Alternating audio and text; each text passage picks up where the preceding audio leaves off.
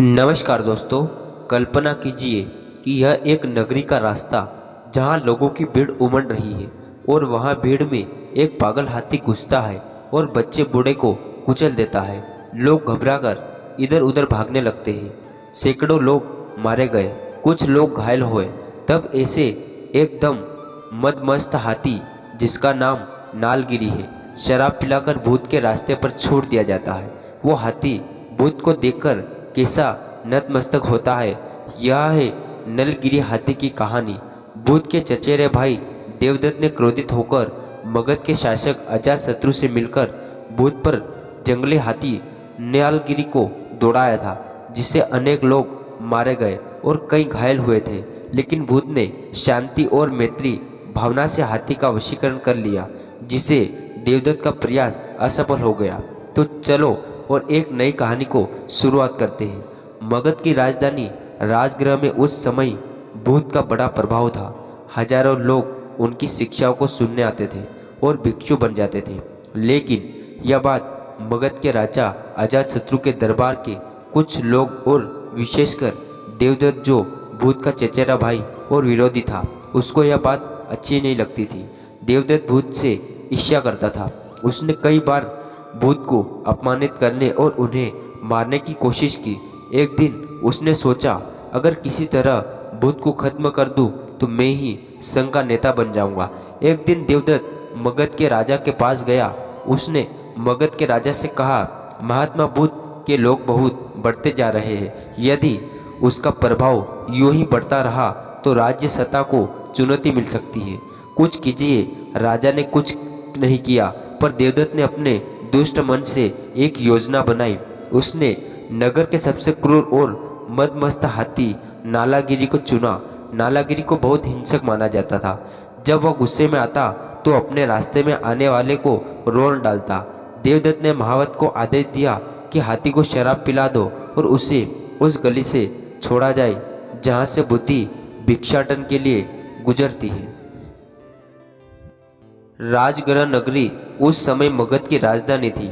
राजा बिंबासार और बाद में उनका पुत्र अजातशत्रु वहाँ शासन करता था। राजगृह की गलियां संकरी थी, चारों ओर ऊंचे ऊंचे घर, बीच में बाजार की भीड़ और गलियों में बच्चों की आवाज़ें गूंजती रहती थी। उन्हीं दिनों महात्मा भूत अपने भिक्षु के साथ राजगृह में ठहरे हुए थे। उनकी करुणा और उनका ज्ञान प्रकाश दूर दूर तक फैल चुका था।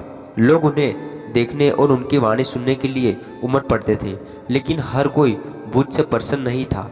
देवदत्त, जो भूत का चचेरा भाई और पहले उनका अनुयायी भी था, धीरे धीरे अहंकार और ईर्ष्या से भर गया। वह सोचता, गौतम को क्यों इतनी महिमा मिल रही है, क्यों सब लोग उनके चरणों में गिरते हैं। मैं भी तो साधु हूँ, मुझे भी यश और प्रतिष्ठा मिलनी चाहिए। ईर्ष्या ने उसे अंधा कर दिया। उसने कई बार संघ में विभाजन करने की कोशिश की। उसने राजा सबसे खतरनाक योजना थी। भूत का वध। राजगृह का सबसे भयावह हाथी था नालगिन। उसका शरीर पहाड़ जैसा विशाल, उसकी दहाड़ से पूरा बाजार कांप उठता।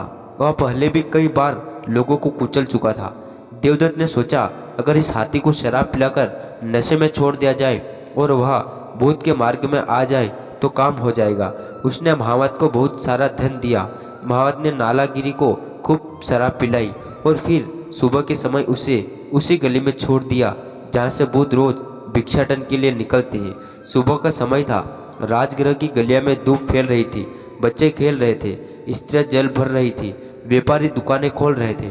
तभी अचानक जमीन हिलने लगी। नालागिरी के विशाल पैरों की धमक थी। उसकी आंखें लाल थी, कान फड़फड़ा रहे थे और उसकी सूंड उग्रता से लहरा रही थी। गले में बंदी कंटियां जोर जोर से बज रही थी। लोग घबराकर चिल्लाने लगे, भागो भागो, नालागिरी आ रहा है, मदमस्त हाथी आ रहा है। और देखते ही देखते पूरी गली खाली हो गई। घर घर के दरवाजे बंद हो गए। इसी समय बुद्ध अपने शिष्यों के साथ उसी गली में भिक्षा लेने निकले थे। भिक्षु ने दूर से नालागिरी को आते देखा। उनकी आंखों में भय भर गया। एक भिक्षु बोला, भगवान, यह हाथी बहुत क्रूर है, इसने कई लोगों को मार डाला है, कृपया किसी और रास्ते से चले। दूसरा बोला, भगवान, यह देवदत्त का षड्यंत्र है, वह आपको हानि पहुंचाना चाहता है। हम सब भयभीत थे। बुद्ध ने शांति से उनकी ओर देखा। उनके होठों पर हल्की मुस्कान थी।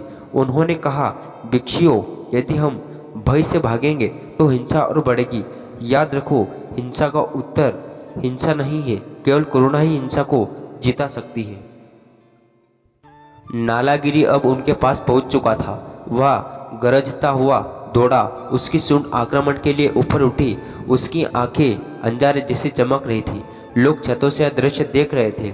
सबके मन में एक ही सवाल था, क्या भूत आज बच पाएंगे? भिक्षु भय से पीछे हट गए, लेकिन भूत वही खड़े रहे, स्थिर शांत निडर। जैसे ही नालागिरी पास आया, भूत ने अपनी हथेली उठाई। उनकी आंखों से असीम करुणा झलक रही थी। धीरे धीरे उन्होंने कहा, नालागिरी, तुम भी शांति की अधिकारी हो, तुम्हारे भीतर भी करुणा है, शांत हो जाओ। यह शब्द केवल शब्द नहीं थे, यह भूत की आंतरिक करुणा का कंपन थे।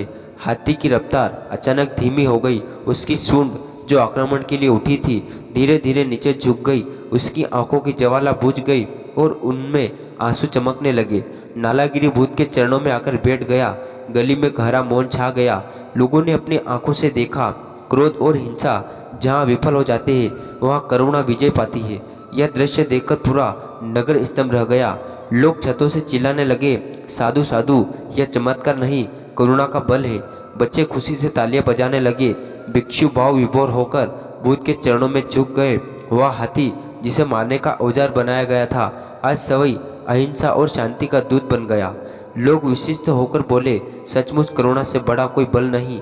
बुद्ध ने भिक्षुओं की ओर देखकर कहा, देखो भिक्षुओं, हिंसा को हिंसा से नहीं जीता जा सकता। क्रोध का उत्तर क्रोध नहीं है, केवल करुणा, मैत्री और शांति से ही संसार को जीता जा सकता है। देवदत्त का षड्यंत्र असफल हो गया। नालागिरी को कभी भय और आतंक का प्रतीक था, आज करुणा के आगे झुक गया और यह घटना राजगृह की गलियों में अमर हो गई। लोग कहते, जिस करुणा ने हिंसक हाथी को भी शांत कर दिया, वही करुणा संसार को बदल सकती है। ईर्ष्या और क्रोध विनाश का कारण बनते हैं। करुणा और प्रेम में ऐसी शक्ति है जिसके सबसे उग्र और हिंसक प्राणी भी झुक सकता है। बुद्ध का मार्ग भय से भागने का नहीं, बल्कि साहसपूर्वक करुणा से सामना करने का है। इस घटना ने देवदत्त की साजिश को विफल कर दिया और बुद्ध की करुणा और शांति की शक्ति प्रदर्शित किया। लोग बुद्ध के प्रति और अधिक श्रद्धा से भर गए। यह कहानी दर्शाती है कि करुणा और शांति की शक्ति हिंसा और क्रोध को भी जीत सकती है। बुद्ध का आत्मनियंत्रण और मैत्री भाव इस बात का प्रतीक है कि प्रेम और शांति से किसी की भी चुनौती का सामना किया जा सकता है। नमो बुद्धाय। दोस्तों, आज के वीडियो बस यही समाप्त करते हैं। आपको कैसा लगा आप कमेंट करके ज़रूर बताएं और ऐसे वीडियो देखने के लिए हमारे चैनल को सब्सक्राइब जरूर कर लें। धन्यवाद।